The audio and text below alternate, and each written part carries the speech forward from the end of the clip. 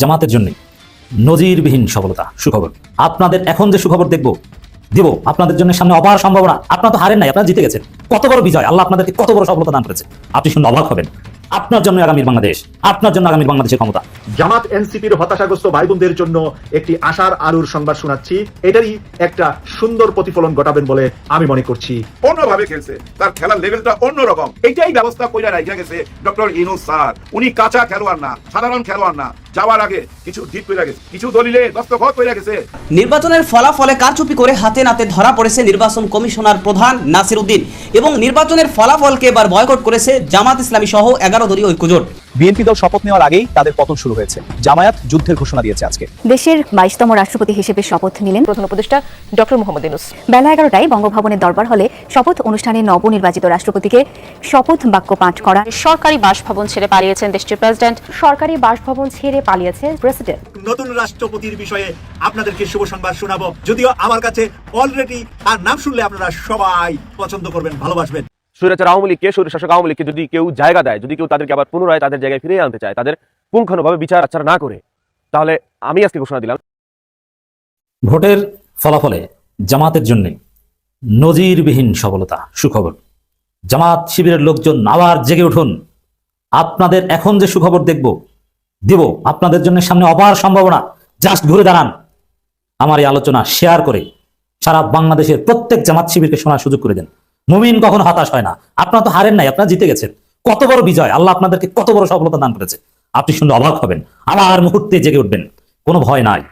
আপনার জন্য আগামীর বাংলাদেশ, আপনার জন্য আগামীর বাংলাদেশের ক্ষমতা। এবং এবার ক্ষমতায় না এসে যে কতটা ভালো হয়েছে এবং আপনার ক্ষমতার রাস্তা যে কতটা ক্লিয়ার হয়েছে, কিছুদিন পরে, কয়েক মাস পরে দেখবেন চারদিকে আপনাদের বিজয় শুরু হয়ে গেছে। দেখবেন চেয়ারম্যান, মেম্বার, উপজেলা chairman, city corporation, mayor, councillor সব আপনাদের। পুরো জনমত জামাতের পক্ষে ঘুরে যাচ্ছে মূর্তি। জামাতের জয় জয়কার দেখবেন। দর্শক, কি ঘটেছে নির্বাচনে জানেন? জামাত হারে নাই, জামাত জিতেছে। দেখেন, আমি প্রথমে বলি যে আমি এটা অনেক আগে থেকে বলেছি, জামাতকে এবার ক্ষমতায় আনার চেষ্টা করেছি, এটা যেরকম সত্য। আবার এবার ক্ষমতায় না আসলে ভালো, এটা আমি অনেকবার বলেছি, আপনারা শুনেছেন। স্পষ্ট কথা, কারণ দেশ একটা ধ্বংসস্তূপের মধ্যে দাঁড়িয়ে আছে। এই পরিস্থিতিতে স্থিতিশীল করা, বিশেষ করে অর্থনৈতিক চ্যালেঞ্জ মোকাবেলা করা, কূটনৈতিক চ্যালেঞ্জ মোকাবেলা করা, এটা অত্যন্ত কঠিন। বা মানুষের যে অতি প্রত্যাশা, সেটা পূরণ করা বাস্তবিক পক্ষে কঠিন। তার মধ্যে বিএনপি তো সন্ত্রাসী কার্যক্রম করছে এবং চাঁদাবাজি করছে, এবং বিএনপি আপাতমস্তক একটা দুর্নীতিগ্রস্ত দল। তাদের রক্তের সাথে দুর্নীতি মিশে আছে। দুর্নীতি থেকে তারা দূরে থাকতে পারবে বলে মনে হচ্ছে না। তো জনগণের আশা আকাঙ্ক্ষা, আইনি শাসন কিছুই উপহার দিতে পারবে না। অলরেডি সারা বাংলাদেশে বিএনপি সন্ত্রাস দেখে ধানের শীষে যারা ভোট দিয়েছেন তারা অতিষ্ঠ। হিন্দুদেরকে নির্যাতন শুরু করেছে বিএনপির লোকজন, এবং হিন্দুরা বলছে আমরা দেশ ছেড়ে চলে যাব। হিন্দুদেরকে জামাত ট্যাগ দিয়ে মারছে যে ধানের শীষে ভোট দেওয়া নাই কেন। হত্যা করেছে, হত্যা দিয়ে তাদের বিজয় উদযাপন শুরু করেছে। মানুষ ক্ষিপ্ত হয়ে উঠেছে। মুক্তিযোদ্ধা বিশ্ববিদ্যালয়ের ভাইস চ্যান্সেলরকে অবাঞ্ছিত ঘোষণা করে মব সৃষ্টি করছে। ক্ষমতায় আসলে, সরকার গঠন করলে এরা ডিজাস্টার ঘটাবে। বুদ্ধি আছে জামাতের পা ধরা, এটা আমি দিয়েছি। জামাতের পা ধরলে তারা মোটামুটি স্থিতিশীল ভাবে হয়তো 5 বছর পূরণ করতে পারবে। আমরা চাই জামাতের হাতে পায়ে ধরে 5 বছর চালাক। কিন্তু ভোটের সমীকরণে এবং বাস্তবিক পক্ষে যা ঘটে গিয়েছে, জামাতের পা ধরা ছাড়া তারেক রহমান দেশ চালাতে পারবে না। দেশব্যাপী জামাত শিবিরের যারা কাজ করেছেন, আপনারা কিছুটা হতাশ, আমি জানি। আপনাদের জন্যই আলোচনা। আপনাদেরকে অনেকে ভয়ভীতি দেখাচ্ছে। 1 দিন 2 দিন ধৈর্য ধরেন, আমরা আপনাদের সাথে আছি। আবার আপনাদেরকে জাগিয়ে তুলবে, এই ভয় থাকবে না। আপনাদেরকে কোনো সন্ত্রাসী কিচ্ছু বলতে পারবে না। আপনারা নাগরিক, তারেক রহমান জামাতের পা ধরে দেশ চালাতে বাধ্য হবে। সেই পরিস্থিতি ক্রিয়েট করবো, জাস্ট ওয়েট এন্ড সি। কারণ কি ঘটেছে দেখেন, বাংলাদেশে জামাতকে ইঞ্জিনিয়ারিং করে, ভোট কারচুপি করে হারিয়ে দেওয়া হয়েছে, কিন্তু জামাত ভোট পেয়েছে প্রায় 44%। বিএনপি ভোট পেয়েছে জামাতের চাইতে মাত্র 2.7% বেশি। এর মানে বিএনপি জামাতের মধ্যে ভোটের পার্থক্য কম, কিন্তু যারা শিক্ষিত, জেনজি, সচেতন, তাদের 80% জামাত। অতএব জামাত কিন্তু শক্তিতে বিএনপির চেয়ে আগারো। তা আপনারা চোখের সামনে যা দেখেছেন যে সবাই জামাত, বিএনপি কোথায়, আসলে সেটা। কিন্তু বিএনপি অল্প ব্যবধানে ক্ষমতা এসেছে, নিরঙ্কুশ সংখ্যাগরিষ্ঠতা আছে। কিন্তু এখন যে 5 আগস্ট পরবর্তী বাংলাদেশ, এখানে তো ভাই সে আগের মতো আচরণ চলবে না। আপনি বেকায়দায় পড়বেন। আর জামাত ক্ষমতা আসলে অর্থনীতিকে স্থিতিশীল করা, বেকারত্ব দূরীকরণ করা, এগুলো সত্যিকার অর্থে কঠিন হতো। এখন জনগণ দেখুক যে বিএনপি কি চালায়, তারা কি পারে। ভোট দিয়েছেন, মজা বোঝেন। স্বৈরাচার আওয়ামী লীগকে, স্বৈরশাসক আওয়ামী লীগকে যদি কেউ জায়গা দেয়, যদি কেউ তাদেরকে আবার পুনরায় তাদের জায়গায় ফিরিয়ে আনতে চায়, তাদের পুঙ্খানুভাবে বিচার আচার না করে, তাহলে আমি আজকে ঘোষণা দিলাম যে আমি ফুল টাইম রাজনীতিতে জড়াই যাব, ফুল টাইম রাজনীতি করবো, সবকিছু বাদ দিয়া, লাউড অ্যান্ড ক্লিয়ার। আওয়ামী লীগকে যদি কেউ পুঙ্খানুভাবে বিচার না করে বাংলাদেশের মাঠে, বাংলাদেশের মাটিতে তাদের জায়গা দেয়, তাহলে ফুল টাইম রাজনীতি করবো, লাউড অ্যান্ড ক্লিয়ার। গতকালকে দেখতে পারলাম, এখনো তো শপথ পড়ানো হয় নাই, কিছু হয় নাই, তাদের অফিস উদ্বোধন, ফুল টাইম রাজনীতি করবো ভাই। বিএনপির ম্যাক্সিমাম লোকজন শিক্ষিত, এডুকেটেড পার্সন, যারা ছাত্রদল করে বিশেষ করে। আপনারা একটু আপনাদের মুরব্বীদেরকে ভাই বুঝাইয়েন যে এই স্বৈর শাসকের জন্য আপনার চাচা, আপনার বাবা, আপনার খালু, আপনার মামা বিগত অনেক বছর বাড়ি থাকতে পারে নাই, ধান খেতে পালায় থাকতে হয়েছে। আমি কাফি সাক্ষী ভাই।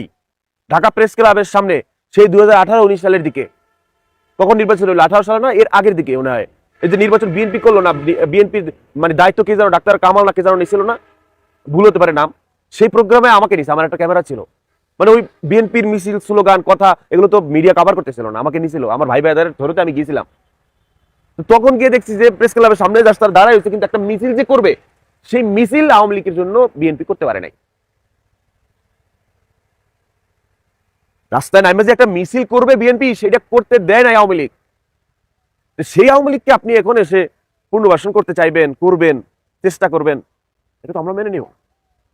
আমরা আওয়ামী লীগের বিরুদ্ধে, আমরা ফেসিবাদের বিরুদ্ধে, আমরা স্বৈর শাসকের বিরুদ্ধে, আমরা স্বৈরাচারের বিরুদ্ধে আন্দোলন সংগ্রাম করে তারা দেশ থেকে চলে গেছে মানুষের চোখের মুখে পড়ে। সেই স্বৈর শাসক জালেমকে আবার আপনারা জায়গা দিবেন আর সেটা আমরা মেনে নিব? How is possible? এটা আমরা কখনো মেনে নেব না। আপনাদের আওয়ামী লীগের কি দরকার? আপনারা সোজাভাবে রাজনীতি করেন, আপনারা সুন্দরভাবে রাজনীতি করেন, আপনারা নিয়ম মেনে রাজনীতি করেন, আপনারা মানুষের সাথে মিশে যান। আর কি চাই জীবনে? আপনার কেন আওয়ামী লীগকে টানতে হবে? কেন একটা স্বৈর শাসককে টানতে হবে? কেন স্বৈরাচারের সাথে আপনার বন্ধুত্ব করতে হবে? আপনার বন্ধুত্ব হবে জনগণের সাথে, আপনার বন্ধুত্ব হবে তৃণমূলের মানুষের সাথে, আপনার বন্ধুত্ব হবে জেনারেল পিপলের সাথে। স্বৈর শাসকের সাথে আপনার কিসের বন্ধুত্ব? যার জন্য আপনি ঘর বাড়ি ছাড়া হয়েছেন, থাকতে পারেন নাই, অন্যায় ভাবে জেল জুলুম কাটছেন, কেন তার সাথে আপনার প্রেমটা কিসের? আপনারা স্বৈর শাসককে জায়গা দেন, পুনর্নিবেশন করার চেষ্টা করেন, আমরাও দেখে নেব। তখন আমরা এই মুখ দিয়ে ব্যান ব্যান করবো না, তখন আমরাও রাজপথে থাকবো। আপনারা স্বৈর শাসককে জায়গা দেন, দিতে থাকেন। প্রায় 18 বছর পর রাষ্ট্র ক্ষমতার স্বাদ পেয়েছে বিএনপি। এখন বিএনপি ক্ষমতা যাবার পর গতকালকে থেকে নানান আলোচনা আছে, মন্ত্রিপরিষদ গঠিত হচ্ছে, অনেকের নাম আলোচনায় আছে। তবে একটা সরকারের মধ্যে দুটি প্রধান পদ থাকে, একটা হচ্ছে প্রধানমন্ত্রী পদ আর একটা হচ্ছে রাষ্ট্রপতি পদ। তো আওয়ামী লীগ বলেন, বিএনপি বলেন, খুবই সচরাচর দেখা যায় যে নিজ দলের বাহিরে গিয়ে এমন গুরুত্বপূর্ণ পদ অর্থাৎ রাষ্ট্রপতি, এই ধরনের একটা পদের মধ্যে কাউকে বসান। অতীতে আপনার রাষ্ট্রপতি কি বলা হয় যে শাহাবুদ্দিন চৌধুরী, আমাদের যে চুপ্পু সাহেব আছেন তিনি না, এর আগে যিনি ছিলেন বিএনপির সময় সম্বোধনাকে করা হয়েছিল। তো এইবারও কি আসলে এরকম কোনো ব্যতিক্রম কিছু দেখতে পাচ্ছি আমরা? কেন এতগুলো কথা বললাম? রাষ্ট্রপতি পদ নিয়ে 4 জন ব্যক্তির নাম আলোচনায়, এর মধ্যে 3 জন হচ্ছেন দলটির প্রবীণ নেতা আর একজন হচ্ছে অরাজনৈতিক একজন। বুঝতে পারছেন, ক্যাপশন দেখে বা টাইটেল দেখে বুঝেই গেছেন যে এই একজন হচ্ছে অন্তর্বর্তীকালীন সরকারের যিনি প্রধান উপদেষ্টা ছিলেন ডক্টর মোহাম্মদ ইউনূস। এখন এটাও একটা পলিটিক্স, তবে শুধুমাত্র কি ইউনূসের নাম এসেছে? না, দলটির স্থায়ী কমিটির সদস্য নজরুল ইসলাম খান এবং অন্তর্বর্তী সরকারের প্রধান উপদেষ্টা প্রফেসর ডক্টর মোহাম্মদ ইউনূস রাষ্ট্রপতির পদে আপনার সবচেয়ে বেশি আলোচনায় রয়েছেন। অর্থাৎ বিএনপির যিনি স্থায়ী কমিটির সদস্য নজরুল ইসলাম খান, উনিও রাষ্ট্রপতি পদে আলোচিত হচ্ছেন, পাশাপাশি ডক্টর ইউনূসও একই পদে আলোচনায় আছেন সর্বোচ্চ লেভেলে। এছাড়া তিনি আপনার নজরুল ইসলাম খান যিনি আছেন, তিনি নির্বাচনে কোনো প্রতিদ্বন্দ্বিতা করেন নাই। তো এবার আপনারা জানেন যে উচ্চকক্ষ নিম্নকক্ষ যে দ্বিপাক্ষিক বা দ্বিকক্ষ বিশিষ্ট যে পার্লামেন্টারি সিস্টেম, তো সেখানে এবার এই ব্যতিক্রমতার সুযোগ আছে। তো বলা হচ্ছে যে নজরুল ইসলাম খান তিনি নির্বাচনে প্রতিদ্বন্দ্বিতা না করলেও আপনার এবার তার নামটা আলোচনায়। এছাড়া তিনি অতীতে কোনো মন্ত্রণালয় বা মন্ত্রিত্ব পাননি, তবে দীর্ঘদিন ধরে বিএনপির রাজনীতিতে সুনামের সহিত, স্বচ্ছতার সহিত রাজনীতি করেছেন। আর ব্যক্তি জীবনে ওনার যে ক্যারিয়ার, সেখানে একমাত্র কুয়েতে তিনি রাষ্ট্রদূতের একটা দায়িত্ব পালন করেছেন। এই ব্যতিক্রমী কর্মজীবন এবং অভিজ্ঞতাই তাকে পারদর্শী হিসাবে বিবেচিত করছে রাষ্ট্রপতি পদে। জিয়া পরিবারের বিশ্বস্ত এই প্রবীণ নেতাকে রাষ্ট্রপতি পদ দিয়ে সেই বিশ্বস্ততার পুরস্কার হিসাবে সম্মানিত করার আলোচনার মধ্যে নজরুল ইসলাম খান শীর্ষে আছেন। দলীয় সূত্রটি বলছে তার দীর্ঘদিনের অবদান এবং নেতৃত্ব বিএনপির অভিজ্ঞতার ভারসাম্য রক্ষায় গুরুত্বপূর্ণ ভূমিকা পালন করবে। অপরদিকে ডক্টর ইউনূস, তাকেও রাষ্ট্রপতি পদে রাখা নিয়ে ব্যাপক আলোচনা চলছে। তিনি গত 3 নির্বাচনে বিএনপি ক্ষমতায় এলে রাষ্ট্রপতি হতে পারেন এমন আলোচনাটা আগেই ছিল, আর এবার তো ক্ষমতায় চলে আসছে। এরপরে যিনি আছেন বিএনপির দুঃসময়ে যিনি সবচেয়ে বেশি কর্মকাণ্ড করেছেন মির্জা ফখরুল ইসলাম আলমগীর, এবং দলটির স্থায়ী কমিটির সদস্য ডক্টর আব্দুল মঈন খানের নামও রাষ্ট্রপতি পদে রয়েছে। দলটির নেতারা বলছেন চূড়ান্ত সিদ্ধান্ত শীঘ্রই প্রকাশিত হবে, আর যার পরই সরকার গঠন প্রক্রিয়া শুরু হবে। অন্যদিকে ঢাকা বিশ্ববিদ্যালয়ের সাবেক উপাচার্য ডক্টর আনোয়ারুল্লাহ চৌধুরী এবং বিশ্ববিদ্যালয়টির অবসরপ্রাপ্ত অধ্যাপক ডক্টর নুরুল আমিন ব্যাপারীর নামও আলোচনায় রয়েছে। তবে আমার প্রেডিকশন বলছে ডক্টর ইউনূসকে বিএনপি রাষ্ট্রপতি করবে না, এটা আমার প্রেডিকশন। এখানে আসছে ওনার নাম নাম্বার 2 এ আছে। আমার প্রেডিকশনটা কোথায়? আমার প্রেডিকশনটা হচ্ছে যে ডক্টর ইউনূস সম্পর্কে বিএনপি নেতাকর্মীরা ভালো করেই জানে যে তিনি এনসিপি ঘেঁষা বা এনসিপির স্রষ্টা। আবার কেউ কেউ বলে থাকেন, বিএনপি বরাবরই অভিযোগ করতে একটা সময় পর্যন্ত যে জামাত ঘেঁষা, জামাত বলতো তিনি বিএনপি ঘেঁষা। তো এই সকল পয়েন্ট অফ ভিউতে অথবা তিনি দীর্ঘদিন দলটি একটা রাষ্ট্রের প্রধান উপদেষ্টা ছিলেন, তো সেখান থেকে প্রশাসনিক সেটআপমেন্ট অনেক কিছুই ওনার কন্ট্রোলে এখন কিছুটা চলে আসছে। তো সেই জায়গা থেকে এত গুরুত্বপূর্ণ একটা পদ বিএনপির জায়গা থেকে বিএনপি ডক্টর ইউনূসকে করবে বলে আমার মনে হয় না। এটা আমার ব্যক্তিগত অ্যানালাইসিস, যতটুকু আবহাওয়া প্রেক্ষাপট বুঝছি। তারপরেও ব্যতিক্রম হতে পারে, যেহেতু দ্বিতীয় তালিকায় তিনি রয়ে গেছেন, তার নামটা আছেন। দেখা যাক কি হয়। তবে আমি মনে করি নজরুল ইসলাম খানকে একজন বিচক্ষণ, স্বচ্ছ, ভালো মানুষ, রাজনীতিবিদ, এটা ওনাকে দেওয়া যায়। বাংলাদেশের ইতিহাসে নির্বাচন পরবর্তী সময়ে কোনো রকমের স্ট্রং বিরোধী দল বাংলাদেশ জাতীয় সংসদ পেয়েছে এরকম কোনো ইতিহাস নাই। যখন আওয়ামী লীগ ক্ষমতায় থেকেছে তখন বিরোধী দল হিসাবে যখন রান করেছে বিএনপি, তখন যেহেতু আওয়ামী লীগ এবং বিএনপির মধ্যে তেমন কোনো পার্থক্য নয়, কারণ তারা যা করে আওয়ামী লীগও তা করে, আওয়ামী লীগ যা করে বিএনপিও তা করে। সুতরাং একজন আরেকজনের দোষ ধরা বা বিভিন্ন রকমের সাজেশন প্রোভাইড করা এটা তাদের মধ্যে ছিল না। কিন্তু আবার বিএনপি যখন ক্ষমতায় আসছে, আওয়ামী লীগ যখন বিরোধী দল হয়েছে, ঠিক এই কাজটাই কিন্তু করছে। কিন্তু এই 2026 সালে যেটা সংসদ হইতে যাচ্ছে, এই সংসদ বিএনপির জন্য সবচেয়ে বড় চ্যালেঞ্জ হয়ে দাঁড়াবে, কারণ জামাত ইসলাম ওই জায়গায় শক্তপোক্ত একটা প্রতিদ্বন্দ্বী হিসাবে কিন্তু আবির্ভূত হয়েছে। সাথে আছে এনসিপি, সাথে আছে আরো 11 দল, যারা সব মিলে কিন্তু একটা বিশাল রকমের ভ্যাচাল বলা যায়। এই ব্যাটেলের মুখোমুখি বিএনপিকে করতে হবে এবং বিএনপিকে চ্যালেঞ্জ করে এই কাজগুলো সামনের দিনে এগিয়ে যেতে হবে। আমরা জানি বিভিন্ন কথাবার্তা হচ্ছে, বিভিন্ন ইঞ্জিনিয়ারিং হয়েছে, বিভিন্ন কিছু, ওইটা ভিন্ন আলাপ। কিন্তু যে আলাপে যাইতে চাই সেটা হচ্ছে জামাতে ইসলামী ছায়া সংসদ তথা শ্যাডো ক্যাবিনেট করবে। এই শ্যাডো ক্যাবিনেটটা কি, এটা যদি সংক্ষিপ্ত আকারে একটু বুঝে নেই, সেটা হচ্ছে বিএনপি যতগুলো মন্ত্রী পরিষদ থাকবে, যতগুলো মন্ত্রণালয় থাকবে, প্রধানমন্ত্রী থেকে শুরু করে শেষ অবধি যতটা থাকুক, 50টা 60টা 70টা যা পারে তা যখন থাকবে, তার বিপরীতে কিন্তু জামাতে ইসলামী তাদের মন্ত্রী পরিষদ গঠন করবে। যেমন প্রধানমন্ত্রীকে অনুসরণ করে একজন ছায়া প্রধানমন্ত্রী থাকবেন, সেটা জামাতে ইসলামের আমি ডক্টর শফিকুর রহমান। এমনকি শিক্ষামন্ত্রী, অর্থমন্ত্রী, বাণিজ্য মন্ত্রী, রেলমন্ত্রী, যত মন্ত্রী আছে সব মন্ত্রীকে অনুসরণ করে একটা শ্যাডো ক্যাবিনেট কিন্তু থাকবে। এই শ্যাডো ক্যাবিনেটের ধারণা যেটা, এই ধারণাটা কিন্তু 2010-এ বিএনপি একবার বাস্তবায়ন করতে চেয়েছিল, কিন্তু বিএনপি সেটা পারে নাই। কারণ হচ্ছে আওয়ামী লীগ যখন সংসদ রান করেছে তখন বিএনপি ওয়াকআউট করেছে, ঝগড়া করেছে, টেবিল চাপড়িয়েছে। এই যে একজন আরেকজন, এক দল আরেক দলের প্রতি একটা বিদ্বেষী চালিয়েছে সবসময়, দেশের ভবিষ্যৎ নিয়ে তারা তেমন একটা কাজ করতে পারে নাই। তাদের একটাই উদ্দেশ্য ছিল আমাকে ক্ষমতায় যাইতে হবে। কিন্তু জামাত ইসলাম ক্ষমতায় যাইতে হবে এই টেন্ডেন্সিটা তো ছিল, কিন্তু যেহেতু হাতছাড়া হয়ে গেছে যে কোনো ইঞ্জিনিয়ারিং কারণে হোক, কিন্তু বর্তমানে তো বিরোধী দল হিসাবে যেহেতু আমরা মেনে নিয়েছি নিজেদেরকে, সেই জায়গায় রাষ্ট্রকে প্রোভাইড করতে হবে, রাষ্ট্রকে দেখিয়ে দিতে হবে যে আপনারা যাদেরকে নির্বাচিত করেছেন, যে সরকার রান করতেছে, সে যেভাবে মন্ত্রণালয় চালাচ্ছে, সে যেভাবে পলিসি আপনাদের সামনে উপস্থাপন করতেছে, ধরেন একটা শিক্ষার পলিসি আপনাদের সামনে বা আমাদের সামনে কিন্তু তারা ওই যে মেলে ধরলো, তখন আমরা কিন্তু এর বিপরীতে, অর্থাৎ জামাত ইসলাম এর বিপরীতে একটা স্বচ্ছ শিক্ষা দ্বারা কিন্তু তারা প্রোভাইড করবে। যদি তাদের সাথে না মিলে, সেই জায়গায় জনগণকে দেখাবে যে দেখো বিএনপি যেটা করতে যাচ্ছে তার থেকে বেটার অপশন আমাদের কাছে আছে। তার মানে এই যে ছায়া সংসদ বা শ্যাডো ক্যাবিনেট, এটার মানে এই না যে বিএনপি একটা কিছু আনবে, সেখানে শুধু এটাই বলবে যে আপনাদেরটা আমরা মানি না, আপনাদেরটা আমরা বাদ দিলাম, আপনারা বুগিচুকি নিয়ে আসছেন, এখানেই কিন্তু থামবে না। জামাতে ইসলামী যেটা করবে সেটা হচ্ছে, জামাতে ইসলামের কাছে তো পলিসি আছে, জামাতে ইসলাম তো সরকার গঠন করতে চাইছিল, সেই জায়গায় অসংখ্য পলিসি কি তাদের মধ্যে আছে, অসংখ্য পলিসি মেকার আছে। তো এই জায়গা থেকে যা কিছু তারা প্রোভাইড করবে, যত মন্ত্রণালয় আছে সব মন্ত্রণালয়ের বিপরীতে একজন করে কিন্তু শ্যাডো ক্যাবিনেটের একজন মন্ত্রী থাকবেন, অর্থাৎ ছায়া মন্ত্রী থাকবেন। অর্থাৎ এই যে বাণিজ্য মন্ত্রী যা করতেছেন সেটা সবসময় খতিয়ে দেখা হবে। হবে, কি করতেছেন, কিভাবে করতেছেন, সব কিছু করে তার সব কিছু অ্যানালাইসিস করে জনগণকে প্রোভাইড করা হবে, জনগণের সামনে নিজেকে মেলে ধরা হবে। এতে জামাত ইসলামের লাভ হবে কি, জামাত ইসলাম একটা এই যে সংসদ চালানোর মতন একটা অভিজ্ঞতা সেটা কিন্তু অর্জন করে ফেলবে এবং জনগণকে কিন্তু তাদের যে বেটার অপশনগুলো আছে বিএনপির থেকে এটাও প্রোভাইড করবে।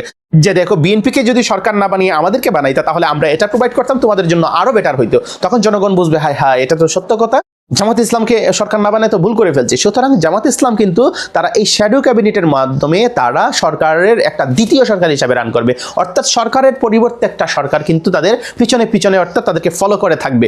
এই ফলোটা হবে শুধু অনুসরণ করবার জন্যই নয়, এই ফলোর মধ্যে এমনটা দেখা হবে যে তারা কি করতেছে, অনুসন্ধান করে সব কিছুকে একদম চুলচারা বিশ্লেষণ করে জনগণের সামনে প্রোভাইড করলে জনগণ উপকৃত হবে, দেশ উপকৃত হবে এবং বিএনপির ওই জায়গায় জবাবদিহিতা, স্বচ্ছতার জায়গা আরো পরিষ্কার হবে। তবে একটা কথা মনে রাখতে হবে, আমরা এখন সবাই কিন্তু আতঙ্কগ্রস্ত হয়ে গেছি। আমরা সবাই এখন ভাবতেছি যে না কি করে ফেলে, বিএনপি এই করবে সেই করবে, এবং অনেকেই বলতেছে যে খালেদ মহিউদ্দিন একটা প্রশ্ন করছে, আপনি যদি অভয় দেন তাহলে স্যার আপনাকে একটা প্রশ্ন করব, এই যে তেলবাজি, একটা তেলের উপরে তেল, এগুলার কারণেই কিন্তু হাসিনা ফ্যাসিস্ট হয়েছিল। তারেক রহমান কিন্তু ফ্যাসিস্ট হন নাই। তারেক রহমান, তিনি তারেক রহমানের জায়গায় আছেন। তারেক রহমান বাংলাদেশের প্রধানমন্ত্রী, আমাদের প্রধানমন্ত্রী, সবার প্রধানমন্ত্রী, যিনি আমাদের এখন বর্তমানে বাংলাদেশের অভিভাবক। সুতরাং আমরা তাকে অস্বীকার করতে পারি না, তিনি আমাদের প্রধানমন্ত্রী। কিন্তু কথা হয়েছে, আমরা তাকে তেল মারতে মারতে তাকে আমরা ফ্যাসিস্ট বানাবো, নাকি আমরা এই বাংলাদেশে আমরা তাকে পলিসি প্রোভাইড করে, পলিসি ডিবেটের মাধ্যমে তার ভুলগুলো শুধরিয়ে আমরা সব কিছু প্রোভাইড করে তাকে সঠিক ট্র্যাকে রাখবো। আর একটা মানুষকে সঠিক ট্র্যাকে রাখতে হলে তার সমালোচনা করতে হবে, তার ভুলগুলো ধরিয়ে দিয়ে তাকে সঠিক লাইনে যখন রাখবো, তিনি যখন সঠিক থাকবেন তখন তিনি যেমন বাংলাদেশের একজন সঠিক আদর্শবান নেতা হইতে পারবেন, বাংলাদেশের জনগণের হৃদয় জয় করতে পারবেন, ঠিক তেমনিভাবে হাসিনা হওয়া থেকে তিনি বিরত থাকবেন। আর হাসিনা হইলে কি হয় দেখেন, হাসিনা হইলে বাংলাদেশের মানুষের ভালোবাসা থেকে বঞ্চিত হবেন, মোল্লা জানাজা থেকে বঞ্চিত হবেন, নানাবিধ সমস্যা আছে। তো এই কাজ কিন্তু আমরা বিএনপির সাথে হোক, এটা আমরা কখনোই চাই না। তারেক রহমান এই প্রধানমন্ত্রীর দায়িত্ব হিসাবে তিনি যেভাবে রান করবেন সেটা অবশ্যই ভালো হোক, আমরা সেটা চাই, কারণ ভালো হইলে আলটিমেটলি কিন্তু আমাদের দেশটাই ভালো হবে। আর আমরা আমাদের দায়িত্ব আমরা খুব সুন্দরভাবে পালন করব। আমাদের এই নেতৃত্ব কিন্তু জটিলতম নেতৃত্ব হবে না, আমাদের নেতৃত্ব হবে একদম স্বচ্ছ আয়নার মতন পরিষ্কার এবং দুর্নীতিমুক্ত, ভেজালমুক্ত এবং ইতিহাসের শ্রেষ্ঠ একটা শ্যাডো ক্যাবিনেট ইতিহাসের প্রথমবারের মতো বাংলাদেশ পেতে যাচ্ছে, যেটা ব্রিটেনে আছে, যেটা কানাডায় আছে, যেটা নিউজিল্যান্ড সহ বিভিন্ন উন্নত রাষ্ট্রগুলোতে এই চর্চাটা হয়। এই চর্চাটা কিন্তু আমরা বাংলাদেশে করবো ইনশাআল্লাহ। এতে করে বাংলাদেশকে আমরা অনেক দূর এগিয়ে নিয়ে যেতে পারবো। আমরা বিএনপির যে কোনো পলিসি নিয়ে শুধু আপত্তি তুলবো, বিষয়টা এরকম না। আমরা তাদের পলিসিকে চ্যালেঞ্জ করে আমাদের পলিসিও আমরা জনগণের সামনে তুলে ধরবো। সেই জায়গা থেকে সমন্বয় করে যদি কাজ করা হয়, অবশ্যই দেশের জন্য উন্নতি এবং কল্যাণ আসবে। আমরা দিন শেষে চাই যে এই দেশটা ভালো চলুক, আমরা ভালো চলি, আমাদের দেশকে আমরা উন্নত জায়গায় নিয়ে যেতে চাই। সেটা তারেক রহমানও চান, সেটা জামাত ইসলামও চায়। হ্যাঁ, ভুল ত্রুটি যা আছে সবগুলো আমরা এক সাইডে রেখে আমরা যেন খুব ভালোভাবে আগে যেতে পারি, আমরা যেন একে অপরের সহযোগী হই, কখনো আমরা যেন বিদ্বেষের মধ্যেই পড়ে না থাকি, সেটা আমাদের জন্য অবশ্যই একদম ফোকাস করতে হবে, যেটা জামাত ইসলামের আমির ডাক্তার শফিকুর রহমান স্যারের নেতৃত্বেই হবে এবং আমরা এটা পারবো। আর আমাদের শিশির মনির ভাই, তিনি তো আছেনই মাশাআল্লাহ, এবং এই আমাদের যে জামাত ইসলামের যে শ্যাডো ক্যাবিনেটটা হবে, আপনি জাস্ট চমকে যাবেন, এমন সুন্দর শ্যাডো ক্যাবিনেট হবে, অসাধারণ, অভূতপূর্ব, যেটা বিএনপি তাদের মন্ত্রী পরিষদ গঠন করার পরপরই আমরা সেটা গঠন করব। কারণ তারা যে কয়টা মন্ত্রণালয় গঠন করবে, ঠিক আমরাও ঠিক ততটাই মন্ত্রণালয় গঠন করব এবং তাদের কাজের সমালোচনা, তাদের কাজের ভুল ধরা এবং তাদের কাজের শুধু ভুলই ধরবো না, তাদের কাজের সুন্দর সমাধানও আমরা জাতির কাছে পেশ করব। এটাই হচ্ছে শ্যাডো ক্যাবিনেট। আর শ্যাডো ক্যাবিনেটের কাজ এবং তার পরিধি, এটা অত্যন্ত একটি সূক্ষ্ম এবং সুদূর প্রসারী চিন্তাভাবনা, যেটার কারণে জামাত ইসলাম আগামীতে সরকার গঠন করবার জন্য এক অভূতপূর্ব সিদ্ধান্ত নিয়েছে। তাই আমাদেরকে ধৈর্য এবং সবরের সাথে আমাদের কাজগুলো যেন সম্পূর্ণ করতে পারি, এটার জন্য আমাদেরকে প্রচেষ্টা করে সামনের দিকে এগিয়ে চলবো। ইনকিলাব জিন্দাবাদ।